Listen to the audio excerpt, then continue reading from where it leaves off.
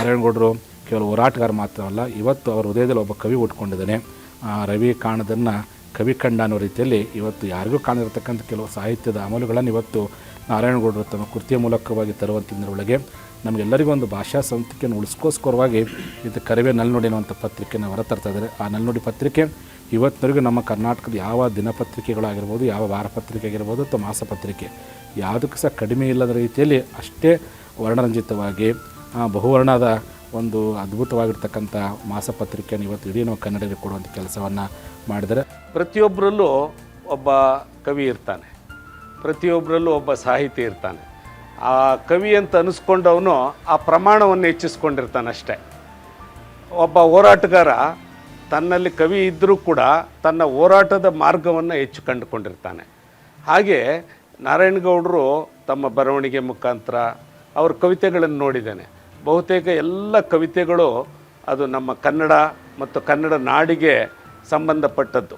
ಸ್ವತಃ ಒಂದು ಕರವೇ ಮಾಸಪತ್ರಿಕೆಯನ್ನು ತರ್ತಾ ಇದ್ದಾರೆ.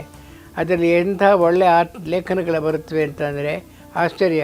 ಕನ್ನಡ ಸಾಹಿತ್ಯದ ಬಗ್ಗೆ, ಸಂಸ್ಕೃತಿಯ ಬಗ್ಗೆ, ಕನ್ನಡದ ಸಮಸ್ಯೆಯ ಬಗ್ಗೆ, ಅದರ ಪರಿಹಾರದ ಬಗ್ಗೆ ಒಳ್ಳೆಯ ಹಿರಿಯ ಲೇಖಕರಿಂದ ಲೇಖನಗಳನ್ನು ಬರೆಸ್ತಾರೆ. ಅದು ಕೂಡ ಒಳ್ಳೆಯ ಸೊಗಸಾದಂತಹ ಇಂಗ್ಲೀಷ್ನಲ್ಲಿ ಆರ್ಟ್ ಪೇಪರ್ ಅಂತ ಕರೀತಾರೆ.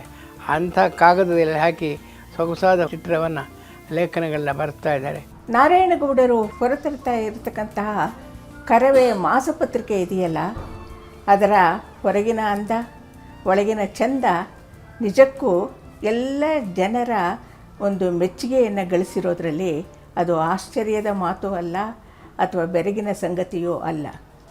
ಅದು ರಕ್ಷಾಪುಟದಿಂದ ಹಿಡಿದು ಕಡೆಯ ಪುಟದವರೆಗೂ ಸಹ ಅದರಲ್ಲಿರುವ ಅತ್ಯಂತ ಉಪಯುಕ್ತವಾದಂತಹ ಮಾಹಿತಿಗಳು, ಅನೇಕ ಭಾವಚಿತ್ರಗಳು ಮತ್ತು ದೊಡ್ಡ ದೊಡ್ಡ ವಿದ್ವಾಂಸರು ವಿಷಯಗಳನ್ನು ಗಂಭೀರವಾಗಿ ಅಧ್ಯಯನ ಮಾಡಿ ಪ್ರಸ್ತುತಪಡಿಸತಕ್ಕಂತಹ ಆ ವಿದ್ವಾಂಸರ ಲೇಖನಗಳು ಏನು ಅವುಗಳಲ್ಲಿ ಪ್ರಕಟ ಆಗ್ತಾ ಇದೆ, ಅವು ಒಂದು ಇತಿಹಾಸದ ಸಂಪುಟಗಳಾಗಿ ರಕ್ಷಿಸಿಕೊಂಡು ಹೋಗಬೇಕಾದಂತಹ ಸಂಪುಟಗಳಾಗಿ ಕರವೇ ಮಾಸಪತ್ರಿಕೆ ಹೊರಬರ್ತಾ ಇದೆ.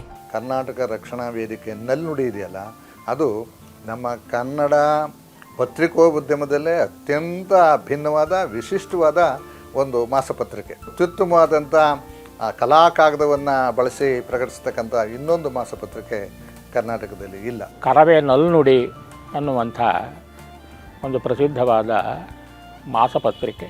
ಈ ಮಾಸಪತ್ರಿಕೆಯಲ್ಲಿ ಕನ್ನಡದ ಸಮಸ್ಯೆಗಳನ್ನು ಕುರಿತ ವಿಶ್ಲೇಷಣೆ, ಸಮಸ್ಯೆಗಳಿಗೆ ಪರಿಹಾರ ಎಲ್ಲವೂ ಕೂಡ ಪ್ರಕಟವಾಗ್ತವೆ. ನಾರಾಯಣಗೌಡರು ಬರೀತಾ ಇರುವಂಥ ಸಂಪಾದಕೀಯಗಳು ಬಹಳ ಪರಿಣಾಮಕಾರಿಯಾಗಿವೆ. ಆ ಸಂಪಾದಕೀಯಗಳ 2 ಸಂಪುಟಗಳು ಹೊರಬಂದಿವೆ. ಹಂಪನ ಅವರು ಮುನ್ನುಡಿ ಬರೆದಿದ್ದಾರೆ, ನಾನು ಹಿನ್ನುಡಿಯನ್ನು ಬರೆದಿದ್ದೇನೆ. ಅಲ್ಲಿ ನಾನು ಈ ಸಂಪಾದಕೀಯಗಳ ಒಂದು ವೈಶಿಷ್ಟ್ಯ,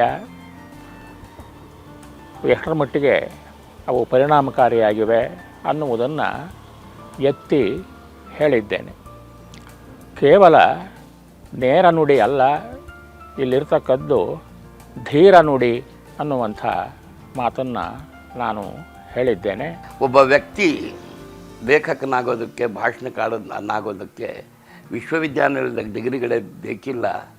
ಅವನಲ್ಲಿರ್ತಕ್ಕಂಥ ಶ್ರದ್ಧೆ ಮತ್ತು ನಿಷ್ಠೆ ಇವೆರಡು ಸಾಕು ಅಂತ ಅದನ್ನು ನಾನು ನಾರಾಯಣಗೌಡರಲ್ಲಿ ಕಂಡಿದ್ದೇನೆ.